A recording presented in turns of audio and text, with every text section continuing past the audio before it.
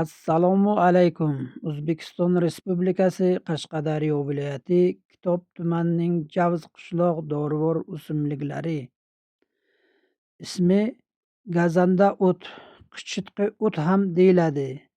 Rus tilida krapiva deyiladi. Tomorqalarda, soylarda o'sadigan dorivor giyoh. Balandligi 1 metr.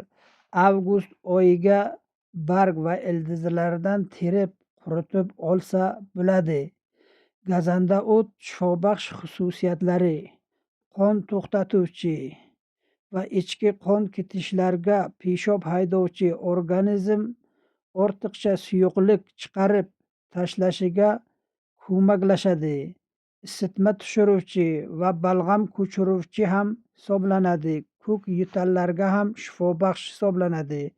Bobomiz Abu Ali ibn Sino ham tavsiya etilganlar. Bilmagan inson bilgan insonlardan so'raydi.